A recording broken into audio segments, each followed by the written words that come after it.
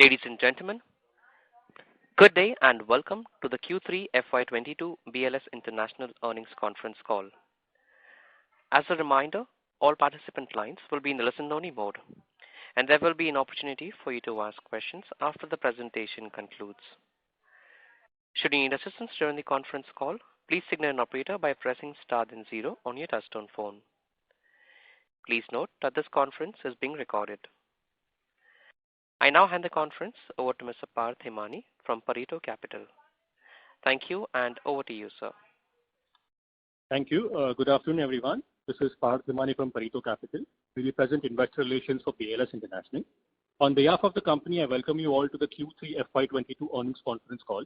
I have with me from the management Mr. Nikhil Gupta, Managing Director, Mr. Shikhar Agrawal, Joint Managing Director, and Mr. Amit Sudhakar, Chief Financial Officer of the company. We will have brief opening remarks from the management, followed by the Q&A session. Please note that certain statements made during this call may be forward-looking in nature. Such forward-looking statements are subject to certain risks and uncertainties that could cause our actual results or projections to differ materially from those statements. BLS International will not be in any way responsible for any action taken based on such statements and undertakes no obligation to publicly update these forward-looking statements to reflect subsequent events or circumstances. I would now hand over the call to Mr. Shikhar Agrawal for his opening remarks. Thank you, and over to you, sir. Good afternoon, everyone. I welcome you all to our earnings conference call of Q3 FY22. I hope all of you and your families are keeping well and safe.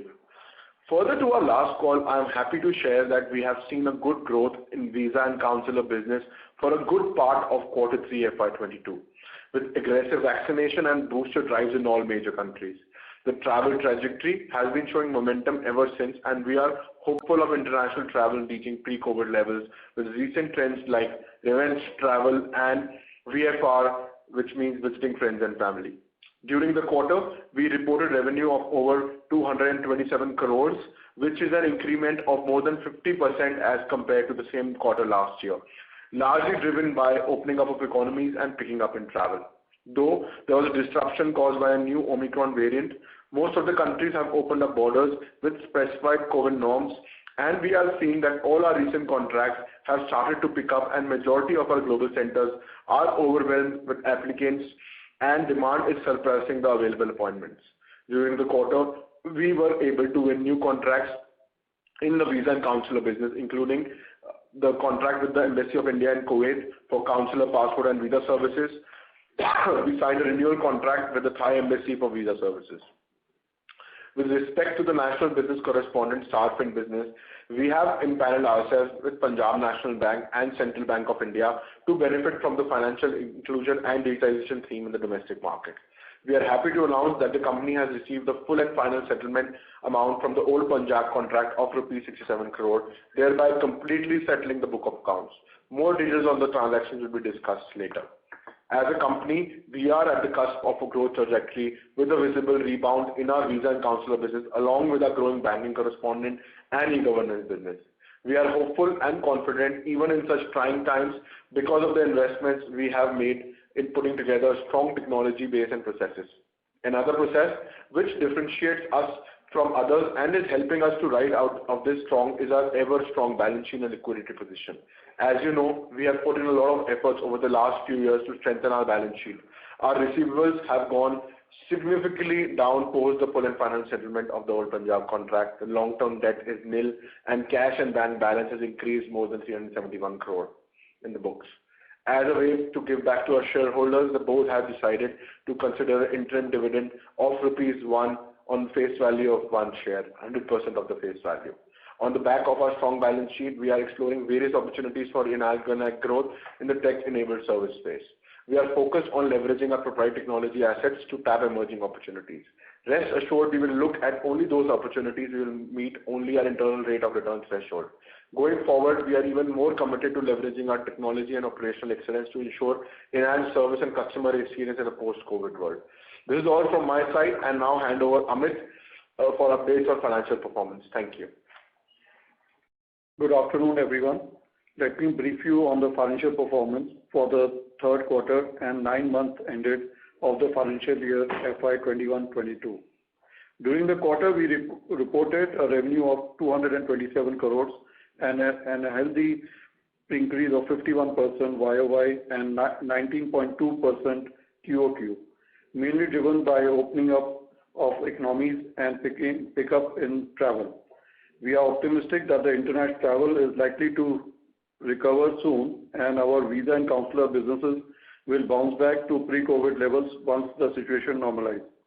EBITDA for the quarter stood at 25.5 crores compared to the EBITDA of 13.3 crores in the corresponding quarter last year, and 27.6 crore for the Q2 FY22. The margin for the quarter stood at 11.2%.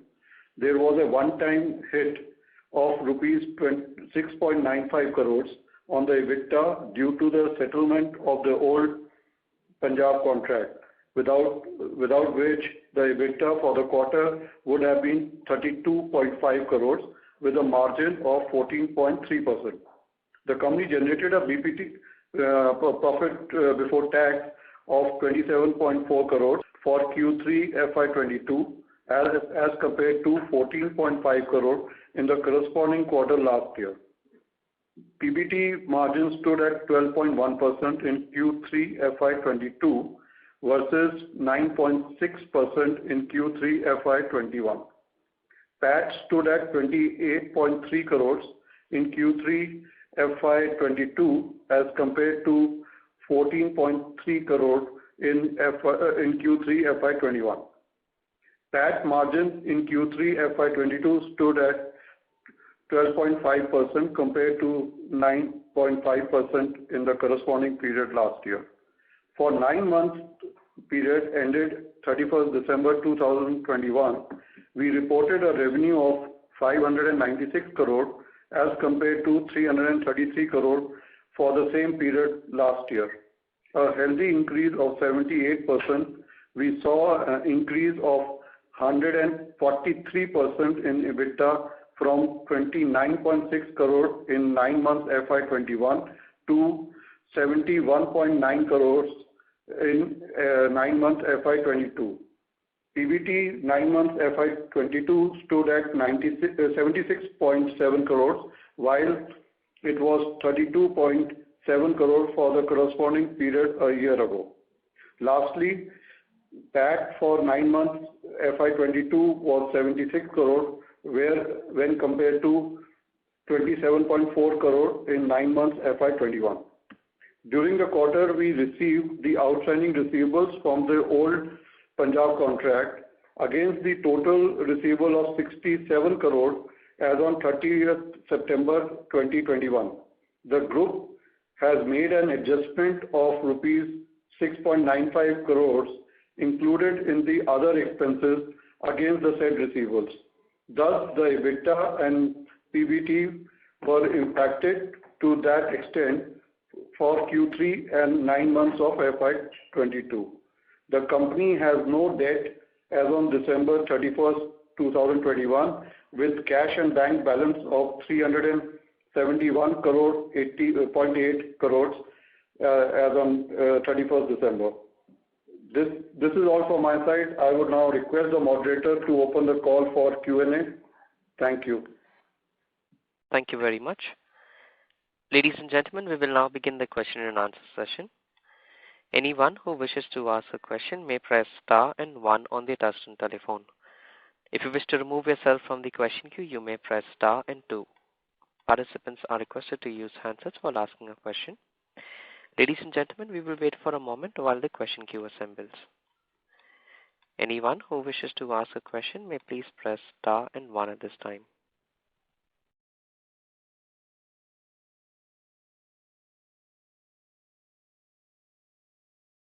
The first question is from the line of Nitin Padmanabhan from Investec. Please go ahead. Nitin, your line is unmuted. Please go ahead. Am I audible? Yes. Okay, great. So I had a couple of questions. The first is, if you could give some color on the growth that we have seen for the quarter from a visa and consular services perspective. How much of that in your mind is just the recovery, and how much of that is from the new contracts that you sort of executed over the last year? If you give some color there, and if possible, if any percentages of the overall revenue, that would be my first question. Okay. Thank you, Nitin, for that question. So this is Shikhar Agarwal. So I think what has happened is in this quarter, see numbers, if you see in terms of visa numbers have remained at 40% to 50% of our pre-COVID numbers. But we have actually got incremental revenue from our existing, visa business and consular service business. So I think that has led to an increase in revenue during this quarter, because our, revenue per application from the existing consular plus the 50% of visa applications that we are doing, the revenue has increased, at different levels in 2019. The reason being people are opting from different kind of services now, and, prices also have increased in a lot of contracts. And also, if you talk about Punjab, our revenue from our existing Punjab contract has also increased. It has been like more than 2-3 years now since we've been running the new contract. So revenue has even increased from that, and also our Sarfin, bank correspondent business. So I think those are the couple of reasons. The execution of the contract that we have got has started to throw some revenue, not fully. Plus, we expect as in normality kicks in, numbers start coming in at pre-COVID level, the revenue should and the profitability should shoot up further.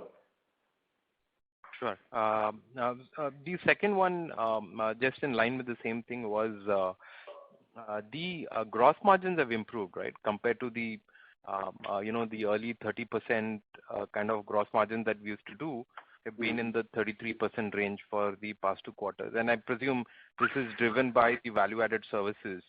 Do you expect a normalization on this, or you think that this will sort of sustain at these levels? I think these will sustain going forward, because these are certain are no doubt related to the COVID situation, but most of them are the additional value-added services which we have added, like mobile biometric and providing VIP lounge and providing other facilities which have been on the increase. So we feel that these will remain at this level now. The new norm will be this. Perfect. 2 quick ones before I cede the floor. One is any update on the Spain contract renewal? I think it's due for renewal. Second is any thoughts on the taxation in UAE, which they've recently announced from the 1st of June 2023. So any thoughts on those would be helpful. Correct. So as you know, as we told you, we've been operating Spain at a very healthy level. Government is very happy with us. The number of tourists going to Spain have increased 15 to 20%, partly also because of our technology system of easy availability of appointment. So government is very happy. During government has given, most of the governments have given extension to all the contracts. Similar situation is with us. So we expect, currently to run it for extending towards the end of the year. But the government is very happy. So we expect no reason, not to continue with that for Spain. Second question, Amit, you can answer. So Nitin, as far as this new guidelines of the tax in Dubai, we are frankly speaking studying the details. But on the face of it, one, they have said that these will not be applicable. The tax may not be applicable to the FZD zone where we are.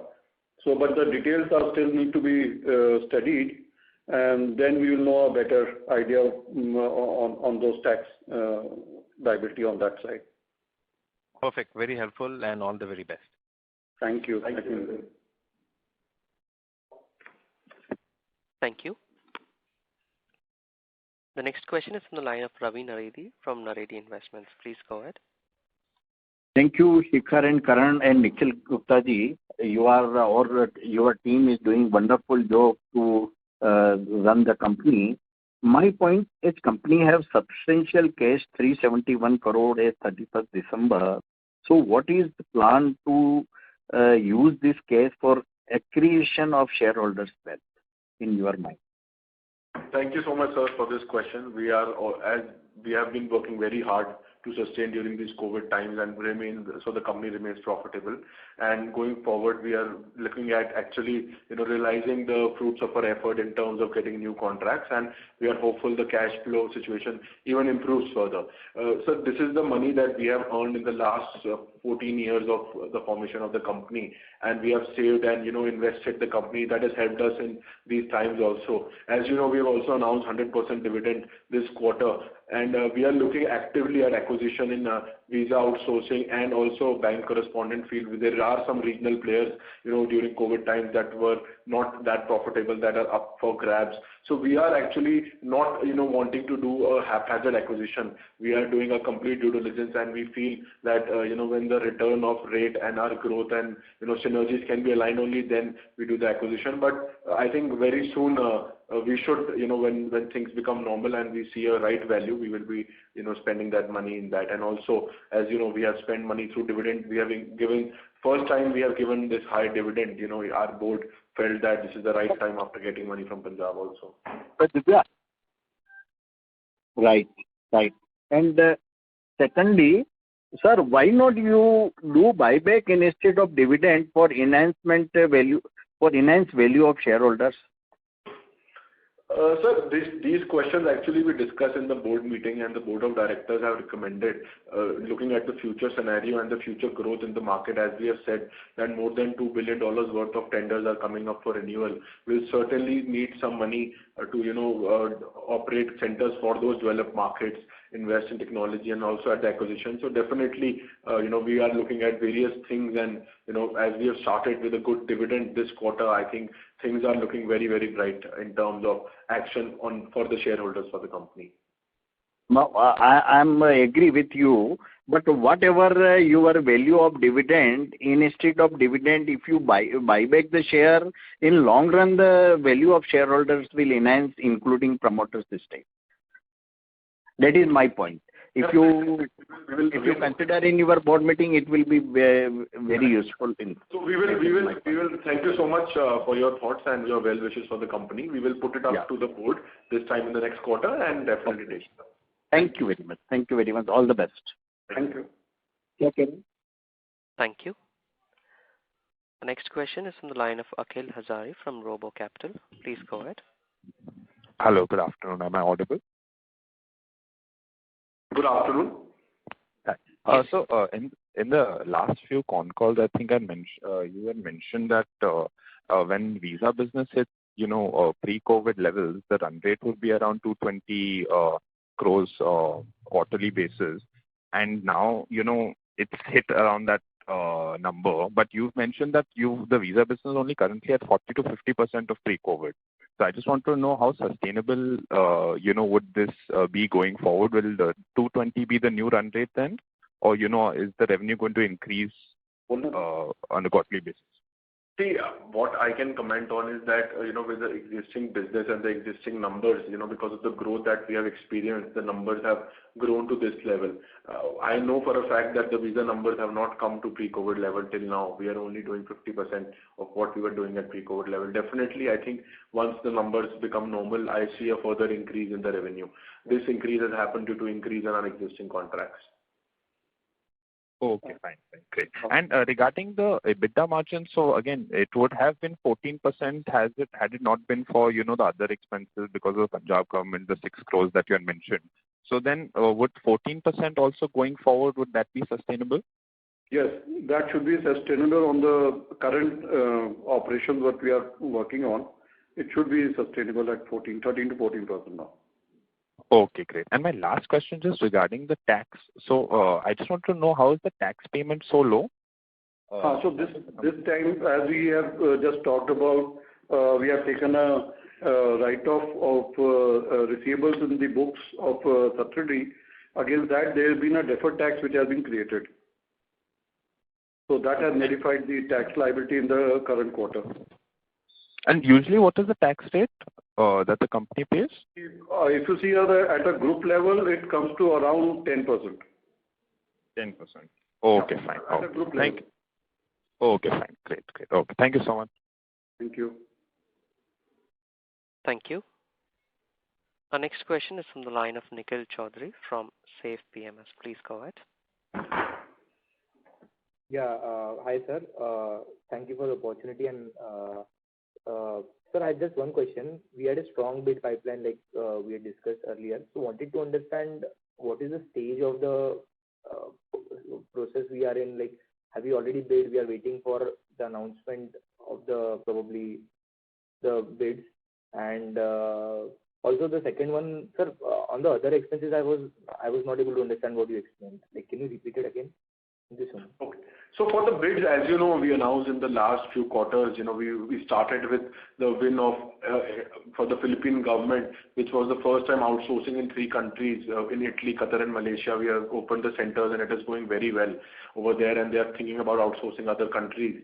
And we won the Embassy of India tender in Kuwait, where we are going to do 200,000 applications every year. We've opened 3 centers just last month. We started, and we also won the Embassy of Thailand tender in New Delhi. Also, as we mentioned, different contracts are coming up for renewal. Some are in the bidding stage, and some are in the next stages of bidding. As and when they get finalized, we will definitely be announcing. So this is where we stand right now in terms of bidding. Amit, can you answer the next? Yeah.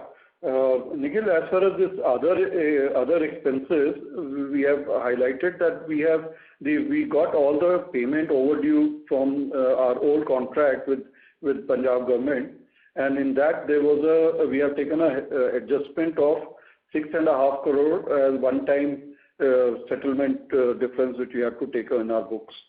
So that is something we have highlighted in the other expenses in this quarter. So it was some 70 crores, if I recollect, 67 to 70 crores, right? So probably we have written it off, right? That's right. The 6.9. That's right. That's the difference is we have taken in. Understood. Thank you, sir. That's it from my side, and wish you all the luck. Thank you. Thank you. Thank you. Any participants who wish to ask a question at this time, they may please press star and 1. The next question is from the line of Nayan Gala from Ertica Wealth. Please go ahead. Hello.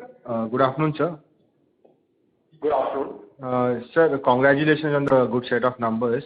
Sir, I have a couple of questions. So firstly, on the quarterly revenues, we believe that this is the highest quarterly revenue in the recent past. So if you can just help us understand in terms of the businesses that we do, that is Starfin, e-governance and visa counselor business, how has these businesses performed, and what is the contribution towards the revenue of each of the business? Yes. So as you know, Mr. Mukesh, that we have 85% of the revenue of the company comes from visa counselor service business, which has been the conventional business. 4 years back, we acquired a company called Starfin. Plus, we are doing some e-governance business in India in the states of Punjab, UP, and Rajasthan. So combined, all this business only pertains to 15% of the revenue. The Starfin and e-governance business, 85% majority of the revenue comes from visa counselor service business. So this is the model, and visa counselor business is the same in which we work with different embassies and governments across the world for outsourcing. Okay. And going forward, like what kind of growth we are looking at the Starfin and the e-governance business? Any rough idea as to how we can scale this to business from a 15% revenue contribution to maybe 20-25% revenue contribution? Yes, this businesses should grow by 10 to 12% a year. We are looking at acquisitions also. If that happens, it will be substantially higher.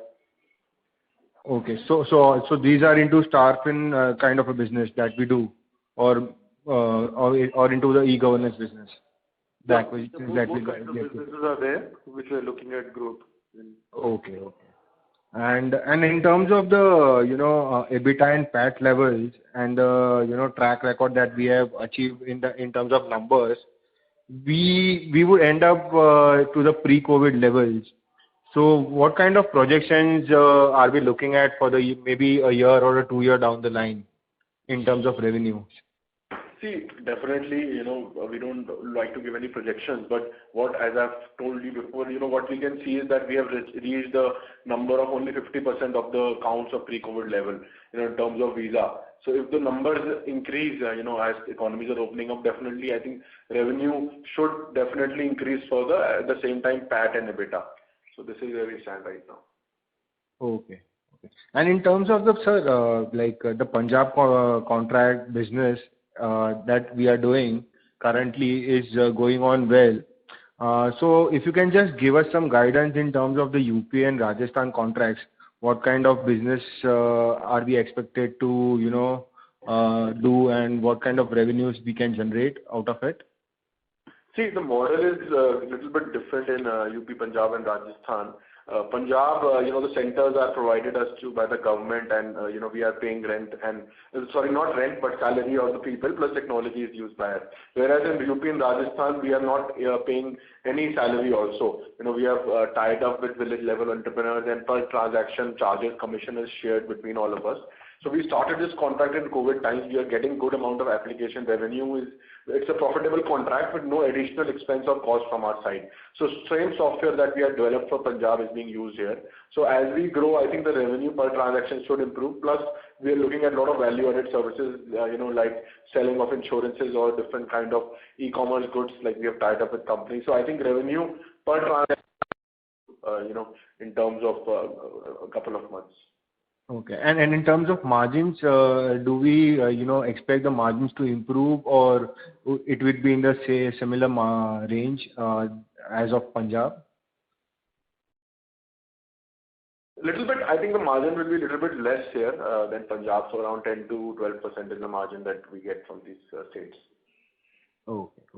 Okay. And then in terms of the visa consular business, if you can just, help us understand any new tenders that we have applied for in the last quarter or in the in this quarter, do we foresee any new tenders which are coming out? So as we speak, the cycle for all the last tenders is almost complete. So a lot of new tenders came out in the last few quarters, and a lot more are expected within this year. So I think a lot of big contracts. So without naming them, I would say that we have applied for some of them, and many of them are in the RFP release stage. So we will be applying for them. So next 2-3 years are very, very exciting for the company. If we manage to grab a certain market share of these contracts, which we are very confident, the entire trajectory of the company will again change to another level. Okay. Thank you, sir. This is all from my side. If I have questions, I'll join back the queue. Thank you. Thank you. Our next question is from the line of Mukesh Keswani as an individual investor. Please go ahead. Yeah. Okay. Good afternoon, and congratulations for a good set of numbers. For the last 4-5 quarters, we have been listening to the ratio between the visa service and the rest of the business to be 85-15. So first of all, what is the percentage EBITDA-wise or percentage between the two businesses? Do you have a figure for that? So on the EBITDA percentage, the Punjab does about 15% or so, whereas Starfin is around 10 to 12%. And the visa? Visa is about 15 to 16%. And continuing on the same issue, for the last at least 4 quarters, the ratio has been same. So I'll put forward a question of future is, when do you expect the ratio to be 80-20, for example? So see, we are aggressively bidding for contracts and winning new tenders in both the areas, and as you know, both the businesses are growing for us. Even the visa outsourcing business has been growing, and even the banking correspondent e-governance is growing. That is why the ratio has been maintaining the same. So going forward, I think the contract that we see in the visa counselor space and both the bank correspondent, I expect the ratio should maintain, because we see massive growth in both the segments. Unless and until some acquisition or inorganic growth comes in, which will change the ratios then. No, the question rises because of so many new tie-ups you have had in other services apart from visa, and the ratio doesn't seem to increase at least as per the number of tie-ups that we have seen in the last 4 or 5 quarters. Right. Because the reason is the business from visa is also increasing, at the same time. The counselor visa business is also increasing at the same time. from 4-5 quarters if you see the trajectory. So we are seeing massive growth in both the business. That is the reason that the ratio is being the same. Okay. Now, the second question is, in which country or geography do you have the highest revenue in the visa and consular services? We normally do not comment on individual countries because we report it from a regional perspective or a segment reporting. But definitely we see good revenue from the North America and Gulf markets. Okay, thank you. And the next question is, can you give us an update on health certificates and your tie-up with Amazon? So health certificates, as you know, we tied up with a Singapore-based company and we have started processing applications. Singapore was also shut for the longest time and we hear that some of it is started to open and will be opening soon. So as and when, the country opens up, travelers coming in and out of Singapore will need that health certificate where we have started processing the application. So as and when numbers increase, our numbers should definitely go up. And, then we are in talks of tying up with different countries also in terms of health certificate. In terms of ties to different e-commerce players, as I've told you, that we tied up with all the different e-commerce players like Flipkart, Amazon, and we have started selling their services through our products in UP, Rajasthan, Punjab, wherein we are starting to see some traction.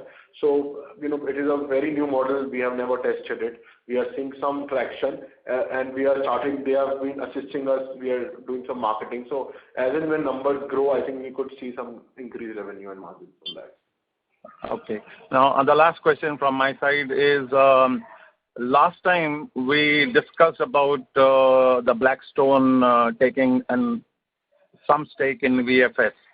And we at the same time got a review from you as to you have been also been approached at least by big investors to understand your business.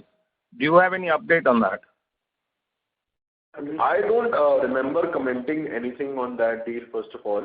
But as you know from public domain, we have definitely seen that, Blackstone or acquired our competitor. So, definitely I think that is a very interesting proposition and let us see, further what does Blackstone deal with it. There has been a lot of traction in the market because of that deal, but we are very, we are going strong at the same time. Okay. Thank you. Thank you. Thank you. A reminder to our participants, please press star and 1 if you wish to ask a question. The next question is from the line of Rajiv Venkatesh as an individual investor. Please go ahead. Hello, sir. Congratulations on a good set of numbers. I have a couple of questions. I think last con call or the previous con call you had alluded to capex for the software upgrades. Sorry. So where are we on that, and what is the amount incurred on that, and what are the capexes lined up for this year or this current year? So, Rajiv, we are still reviewing those proposals which have come in on the technical and getting it technically validated before we get into it. And we expect that in this quarter, the fourth quarter, we will initiate the process. And what is the capex number, sir? OPEX number, sorry. We are looking at the current proposals are all in the range of 15 to 20 crores. Okay, thank you, sir. And the second question is on the Spain renewal. So where are we? I think last con call you had said like you will be getting a confirmation in some time frame. So we had told you, as we told, all the contracts during COVID have been extended and we are currently running the contract. It is towards the end of the year. As in when something happens, we will let you know. Okay, thank you, sir, and all the best for your next quarter results. Thank you. Thank you. Thank you. A reminder to our participants, if you wish to ask a question, please press star and 1 at this time.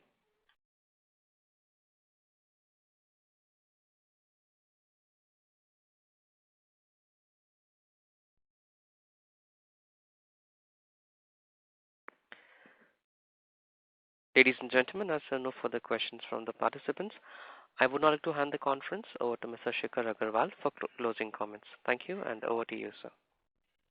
Thank you everyone for your participation in our Q3 FY22 earnings call. In case of any further queries, you may get in touch with Pareto Capital or feel free to get in touch with us. We look forward to interacting with you next quarter. Stay safe and healthy. Thank you. Thank you very much. Ladies and gentlemen, on behalf of BLS International, that concludes this conference. Thank you all for joining us, and you may now disconnect your lines.